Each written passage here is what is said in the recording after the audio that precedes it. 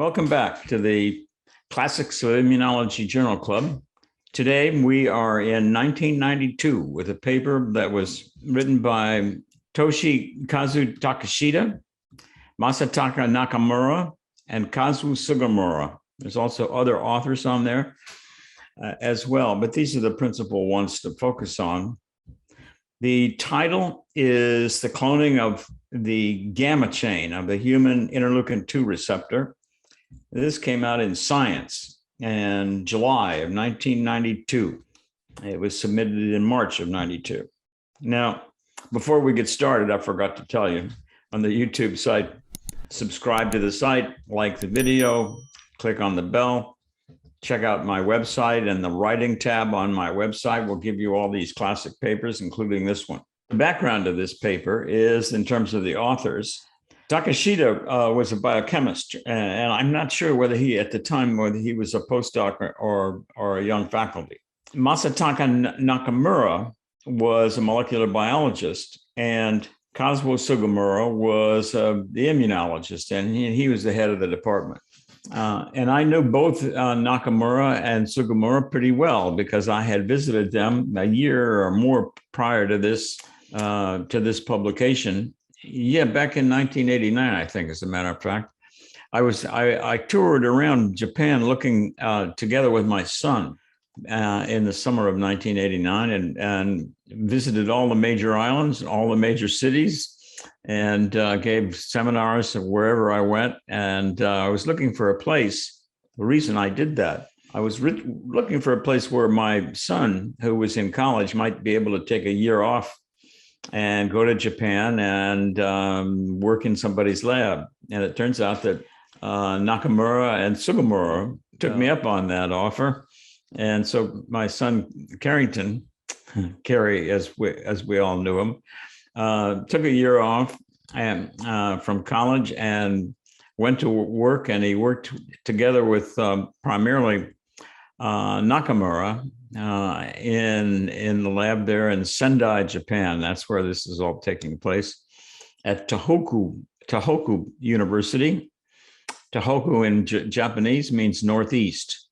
So this is on the main island, but it's northeast of Tokyo as you look at the map. And of course now Sendai used to be famous for the fact that they discovered the Sendai virus there.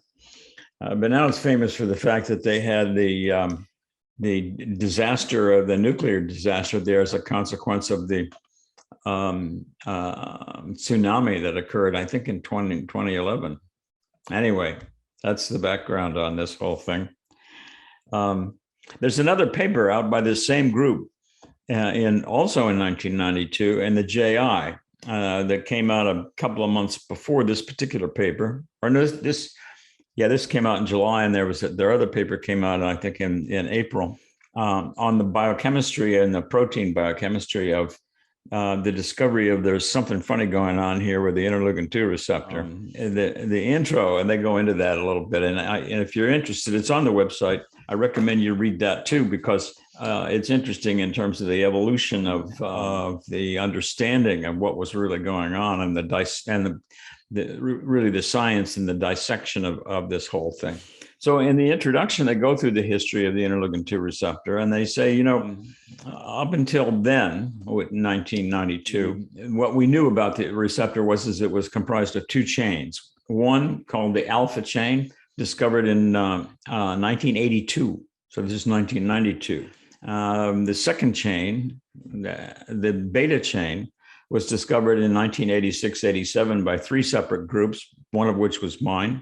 So there was 5 years between the alpha chain and then the beta chain. And now this is the gamma chain, 5 more years. It took 10 years to really understand and discover that the interleukin-2 receptor was comprised of three cooperating chains in the construction of the receptor. And as you know, I went through a lot of the so-called receptorology back when we reviewed our paper from 1981, which is defined what the IL-2 receptor was all about in terms of it has a very high affinity of interaction with interleukin-2. It has a finite number of sites on a given cell, and therefore you can saturate those sites by increasing the concentration of the hormone, and the concentrations of the interleukin-2 that bind to the receptor, that are necessary to bind to the receptor, are the same concentrations. They're absolutely identical to the concentrations that drive the T cell proliferative response. So these are really classic characteristics of endocrine receptors in endocrinology. At the time in the intro, they point out that these two different chains had three separate affinities of interaction with interleukin-2 when they're expressed either singly or together. The high affinity receptor was thought to be comprised of the alpha chain and the beta chain. It had an equilibrium dissociation constant of 10 picomolar, 10 to the minus 11th molar. The low affinity receptor was comprised only of the alpha chain, and it had an equilibrium dissociation constant of 10 to the minus 8th molar. So that was 1,000-fold less less than the high affinity receptor. Now, in between, when we discovered that there was a second chain involved in IL-2 binding and biological responses, the beta chain was defined by interleukin-2 binding studies to have an intermediate affinity, but it was 10 to the minus 9th molar. So it was 100-fold off of the high affinity site. And the thing is that all of these experiments had been done on primarily or all on lymphoid cells. And the other thing that we had established back in 1987, Hui-Mei Wang and I reviewed this paper in our journal club. Hui-Mei did kinetic binding studies of IL-2 onto different cells that had either alpha chain only, beta chain only, and or alpha beta, and showed that basically what's going on with this receptor, which was very interesting, is that the alpha chain contributes a very rapid on rate. So if there's any IL-2 molecules lurking around and there's an alpha chain nearby, it sort of gloms onto it really quickly. And then the beta chain, and Hui-Mei showed this, once it's on, the beta chain participates by holding onto it. So that the off rate, the dissociation rate constant, the off rate was very slow, or much slower than without that beta chain.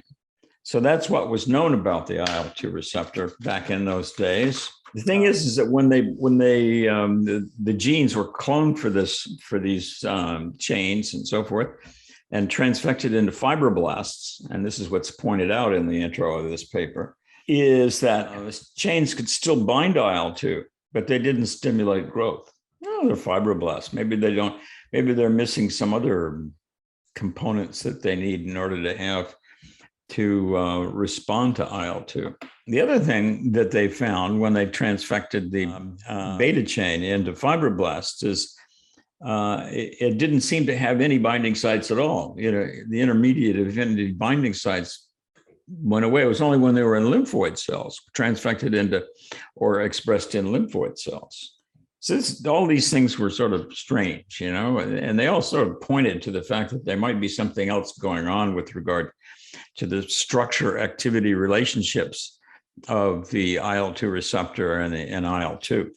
Now, what the group in Sendai did is that they after the beta chain was discovered, they developed monoclonal antibodies reactive to the beta chain. One of the things that they found is when they were using their antibody to immunoprecipitate the beta chain from the cell surface, it worked fine on lymphoid cells and fibroblastoid cells. And if they added IL-2 to the whole thing, then on lymphoid cells, they got two different proteins. The beta chain had a molecular size of 75 kD, and the new chain, which is now called the gamma chain as a consequence of this paper, had a molecular size of 65 kD. And of course, the alpha chain had a size of 55 kD. So it's 55, 65, 75, easy way to look at it. So in the materials and methods of this paper, and I want to show you, we should go to screen sharing and I can show you figure 1 from this paper. In the top panel in figure 1, here we are on the left-hand side here, we have two-dimensional SDS page gels of radiolabeled, surface radiolabeled cells that express the beta chain because they're transfected. There are two different spots here. There's the beta chain spot and then there's the gamma chain spot. And that's when IL-2 was present before the immunoprecipitation. Here, down here, if we don't add any IL-2, we only see the beta chain. So that suggested to these guys, because they were good biochemists, that perhaps a trimolecular complex had been formed between the beta chain, the gamma chain, and IL-2. So what they did was they got the spot off of these gels and they sequenced the amino acid sequence. They made cDNA probes predicted from the amino acid sequence, and they went into cDNA libraries made from the same cells that they used to do this biochemistry. And they cloned two different cDNA probes that together they could discern encoded the whole protein. And here is the predicted amino acid sequence of the protein down here. And then down here is a schematic of the protein, so that there's a 22 amino acid signal sequence. There are conserved cysteines, which were present in other interleukin receptors that had been cloned and sequenced up until that time. This is the external domain here, this membrane spanning region here, and this is the cytoplasmic domain here. There was this WS motif, which was present in all other cytokine or interleukin receptors. And in the cytoplasmic domain, which had 86 amino acids, it was interesting because there were SH2 domains that could bind to phosphorylated proteins, tyrosine phosphorylated proteins. And here, if you look at the gamma chain sequence and look at tyrosine kinases, you can see that there is sequence homology with LCK, HCK, LYN, and so forth. So this looked like this was the signaling portion of this molecule, and this was the external domain, which could bind to the hormone.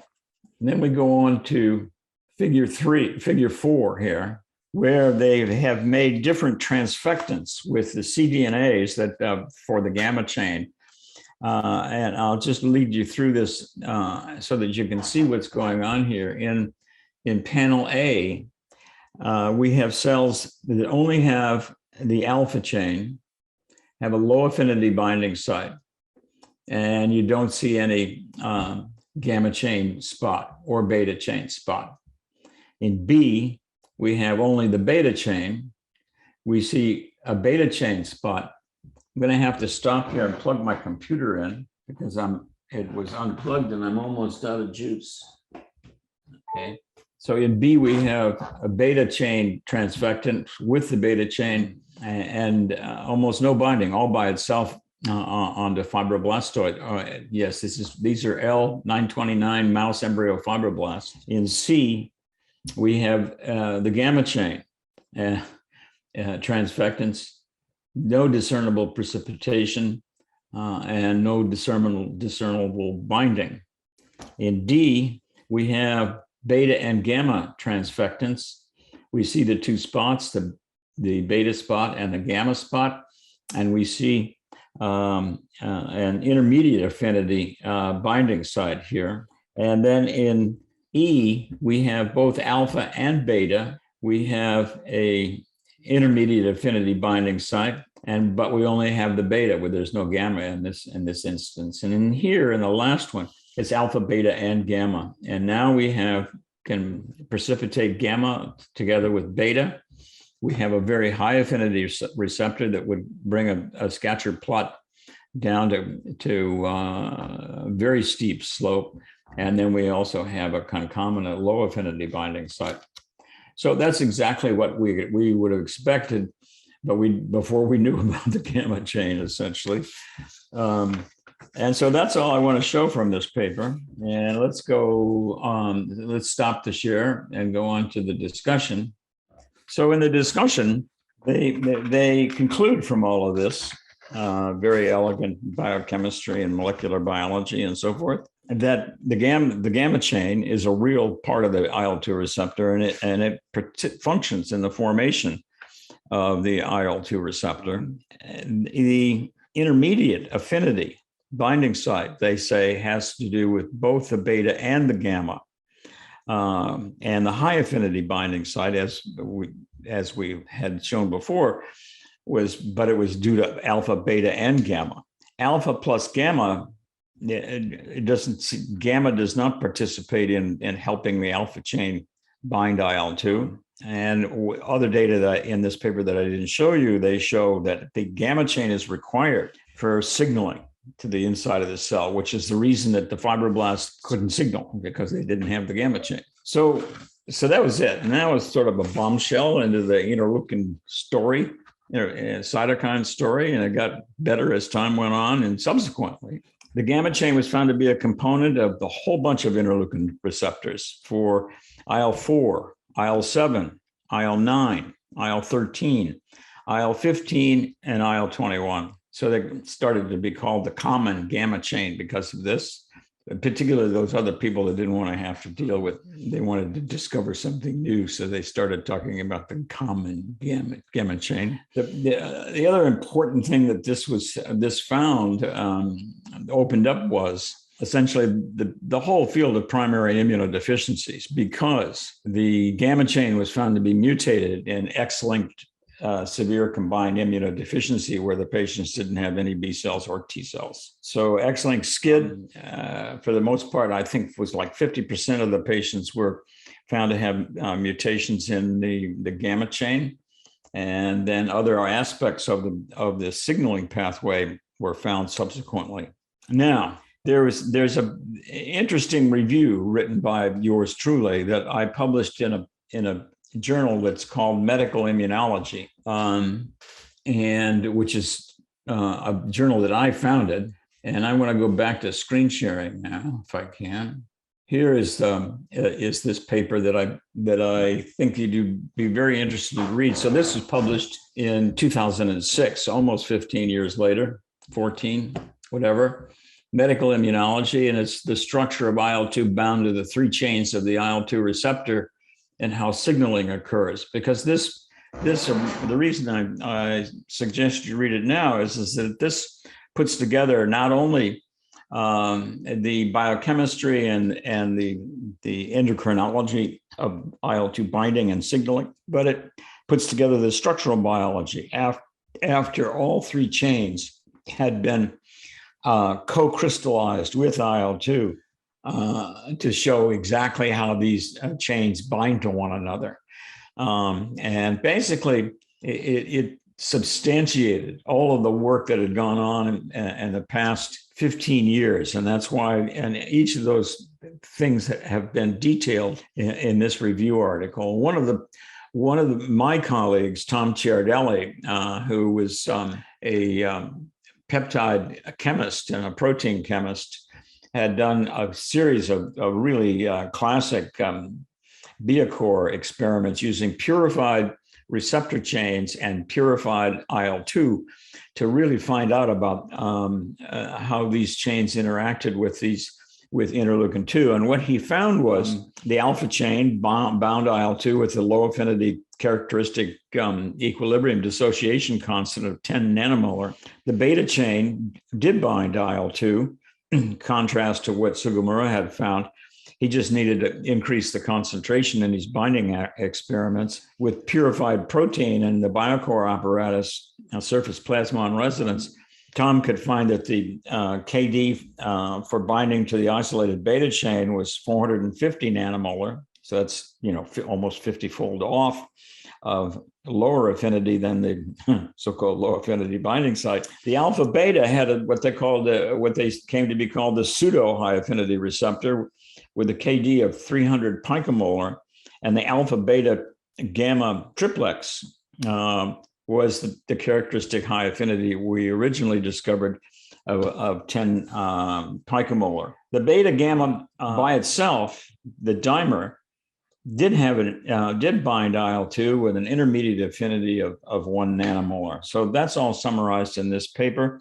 And then just a picture this is from Chris Garcia's paper that came out in Science in 2005. And then we had collaborated with Ian Wilson at Scripps, and our paper came out a month or two after that, although it was 2006. Basically said the same thing, but this particular model of the interleukin-2 here colored in magenta bound to the alpha chain in the light blue back here. And then the IL-2 receptor beta chain is here. And then the gamma chain is here. And you can see what's going on here is that the alpha chain doesn't interact at all with the beta chain or the gamma chain to speak of. But the gamma and the beta and the gamma have a big face of binding to one another. And that's so what happens in the sequence of events is that first thing that happens is that alpha binds onto IL-2. That then brings in the opportunity for beta to participate. And that gives the pseudo high affinity between these three molecules. But then when the gamma chain binds to the beta chain, this thing is not going to be disrupted all that easily. And that then is the thing that makes the off rate slow. And so that you get the high affinity from the alpha chain and you get the off rate from the beta and the gamma chain. And that's how a high affinity receptor is constructed. And I wrote another review article that came out in 1989 for the annual review of cell biology that discusses these kinds of issues and how in biology, how these kinds of receptors must have evolved and been selected for to have a higher and higher affinity of the ligand receptor interaction. It's interesting kinds of things if you're interested, if you're into that sort of stuff. It not only applies to interleukins and their receptors, but all intermolecular reactions that might be taking place inside the cell or outside the cell. So that's it for this episode. And don't forget to like the video and subscribe for more. Click on the bell. Check out the website and the social media sites where I'm tweeting quite a lot. And you see that there are methods to my madness. Thanks for listening, watching. Come back next week. See you.